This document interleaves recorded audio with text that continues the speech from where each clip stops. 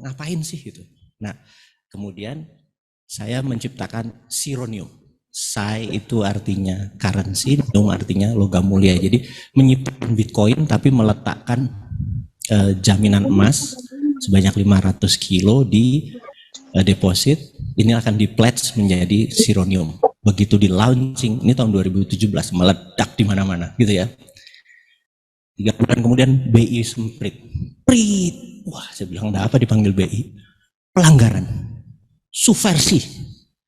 Karena mata uang di Indonesia itu rupiah.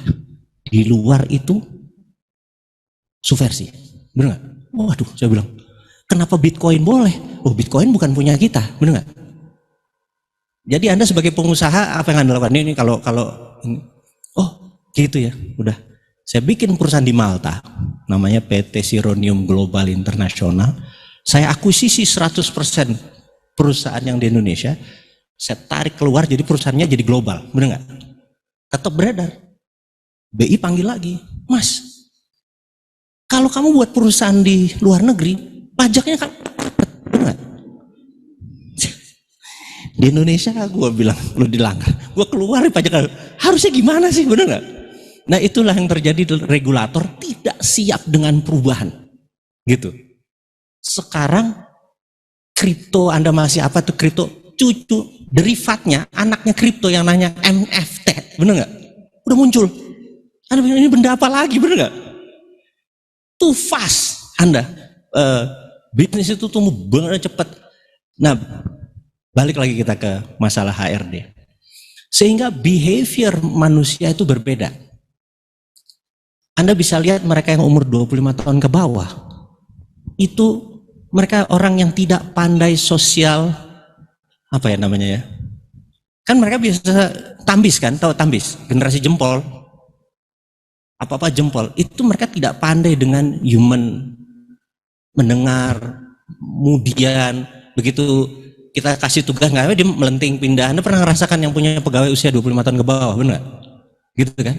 Nah, behavior ini Anda harus pelajari sehingga Anda sebagai HRD nanti masuknya toolnya menjadi faham.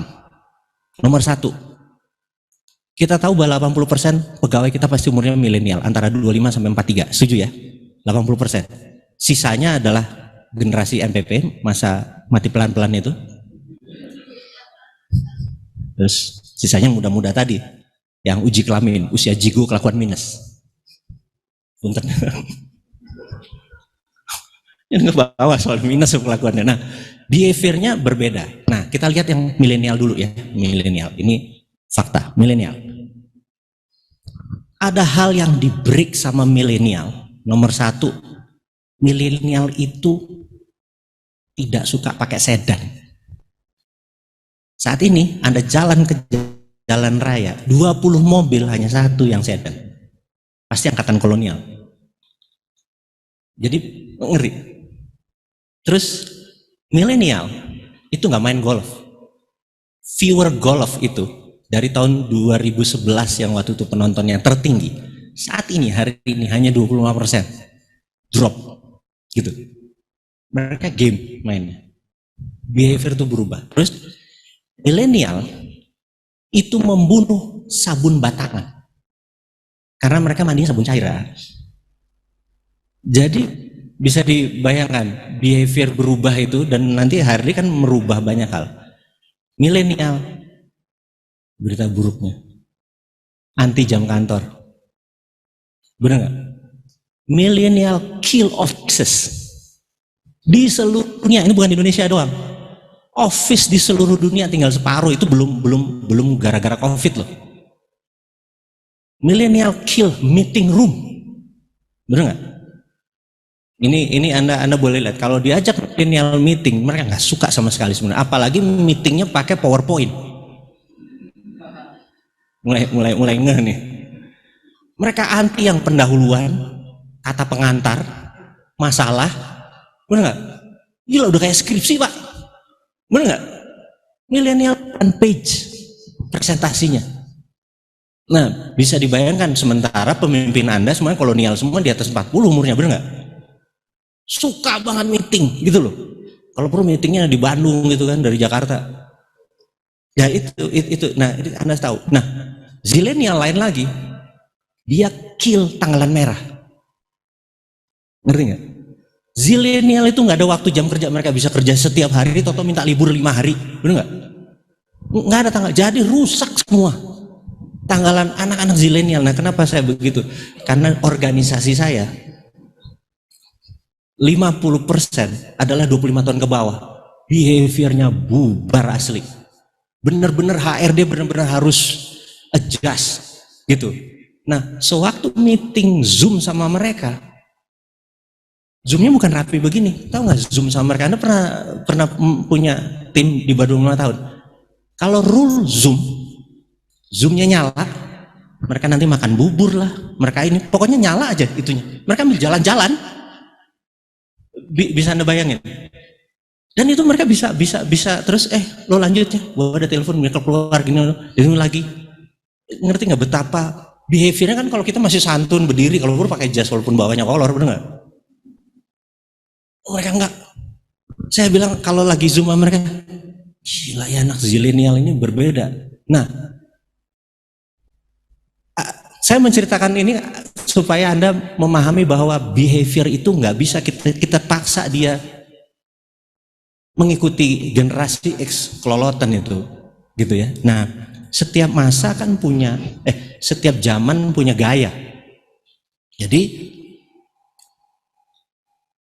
virtual kekuatan digitalnya Anda harus manfaatin maksimum adalah satu dengan psychological kejiwaannya dia, gitu ya. Itu note yang saya mau Anda punya ini, bahwa anak zilenial 25 tahun ke bawah, 25 sampai 40 ke atas itu berbeda, gitu. Jadi di organisasi saya kami anti presentasi pakai PowerPoint lebih dari 1 pages. Jadi cuma 1 pages presentation, gitu. Anda harus diajarin benar-benar poin-poinnya aja, one pages presentation gitu. Dan meeting yang paling lama melalui Zoom ini sekali kan paling banyak kan sekarang work from everywhere, bukan work from home lagi. Gitu, work from everywhere gitu. Nah, dengan work from everywhere ini kita harus ada code of conduct bahwa meeting tidak boleh lebih dari 30 menit. Dan meetingnya harus ada konklusi saat itu juga. Dan kekuatan meeting bukan diskusi. Kalau diskusi jumpa darat, meeting hanya sharing informasi. Jujur, kalau Anda saat ini, Anda boleh cek di dunia Zoom pada saat Anda meeting, Anda ada masalah dengan pemahaman mereka, benar nggak? Ya kan? Nah, saya mau izin, siapa kantornya yang masih banyak work from home? Berarti udah mulai masuk, benar nggak? Udah mulai masuk. Nah, sebentar lagi Omikron akan sampai pada puncaknya. Sekedar informasi saja nih, ngelompat sebentar. Sebuah perjalanan kehidupan saya cukup panjang selama 18 tahun. Saya adalah berada di dunia shadow. Setiap hari Rabu saya adalah pegawai negeri dulu sampai 2018. Sedikit dari orang di Indonesia yang bekerja sebagai intelijen di bidang ekonomi. Jadi di komunitas itu saya masih, di seluruh dunia saya masih. Nah, yang saya mau ceritakan adalah Omikron. Jadi Omikron itu tidak deadly. Jadi hanya 0,6%. Jadi rendah sekali, dari 1000 orang hanya 6 yang, jadi tidak deadly. Hampir sama flu, bahkan 0,9, lebih rendah lagi. Tapi dia cepat spread, gitu, penyebarannya cepat. Nah, ini sebenarnya adalah masa terakhir siklus dari COVID. Jadi selesai ini terpapar kencang, Anda cuman ya OTG semua, antibodinya naik, habis ini selesai.